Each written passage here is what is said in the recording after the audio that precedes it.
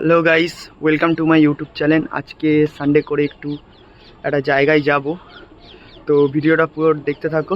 ছোট্ট mini blog নিয়ে, blog দেওয়া হয় না, তো চলো বন্ধুরা। তো বন্ধুরা ফাইনালি বেরিয়ে পড়েছি বিকালবেলা করে, হাতে টাইম রেখে একটা খুব ভালো জায়গার সন্ধান পেয়েছি সোদপুরে, পানিঘাটির এদিকে বারো মন্দির ঘাট। তো চলো বন্ধুরা, ওখানে দিকে রওনা দিয়ে দিয়েছি। তো গিয়ে দেখাবো, ভিডিওটা পুরো জুড়ে থাকবেন। কি কীভাবে কী যেতে হয় না হয় সব দেখব।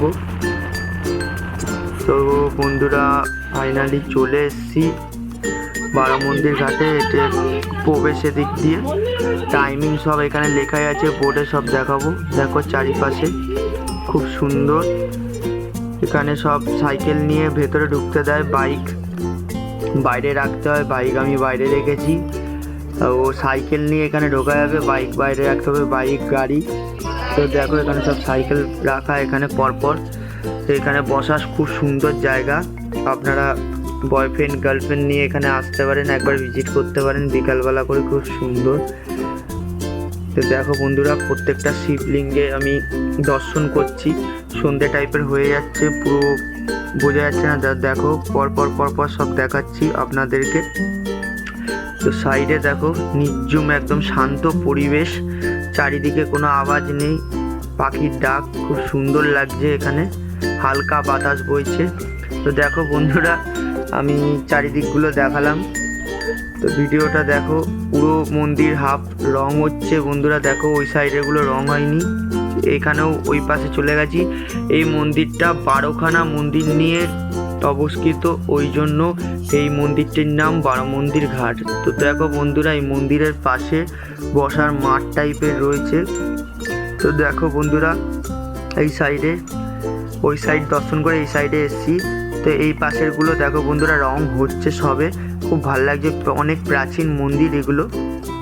তো গঙ্গার সাইডটা দেখো অনেক প্রাচীন, খুব সুন্দর দৃশ্যটা লাগছে। তো দেখো বন্ধুরা, চারিপাশে খুব পুরনো মন্দির এটি।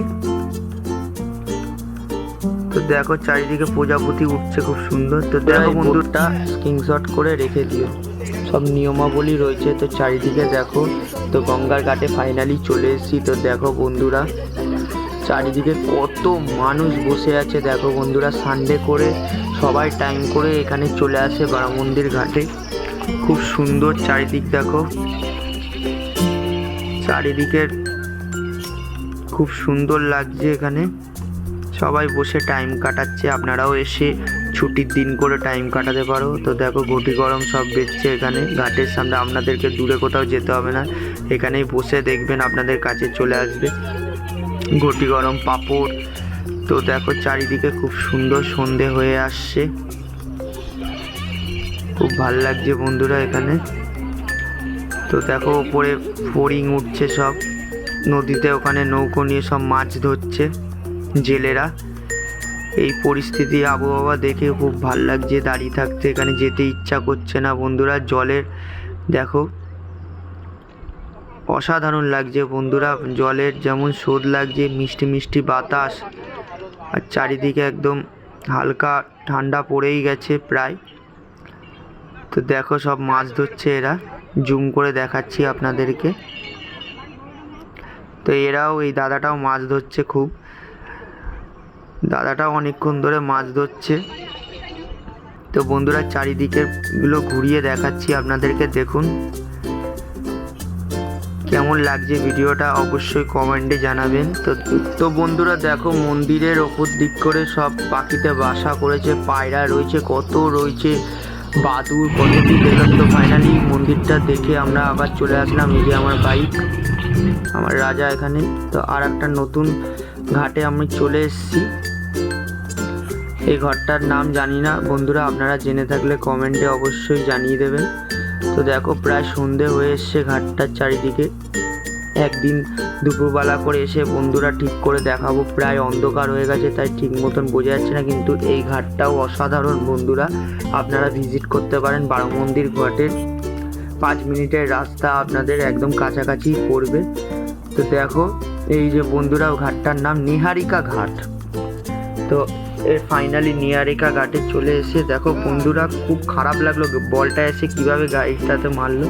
তো আর একটা মন্দিরে চলে এসেছি, এটা আপনারা সবাই জানেন যারা সোদপুরের এখানে থাকেন, সাই বাবার মন্দির। এখানে গাড়ি পার্কিং হয় 20 টাকা দিয়ে। তো আমি যেহেতু আগের বার ভিজিট করেছি আর আসলাম না বন্ধুরা, এটা দর্শন করে আবার বেরিয়ে গেলাম। তো আসার পথে বালি ব্রিজ দিয়ে আসছি, খুব ভালো লাগছে এখানে হাওয়া চারিদিকে। তো পাশ দিয়ে দেখো দক্ষিণেশ্বরের মন্দির দেখা যাচ্ছে। তো বন্ধুরা, আমি আবার বাড়ির পথে চলে যাচ্ছি। ভিডিওটা কেমন লাগলো অবশ্যই কমেন্টে জানাবেন। নমস্কার।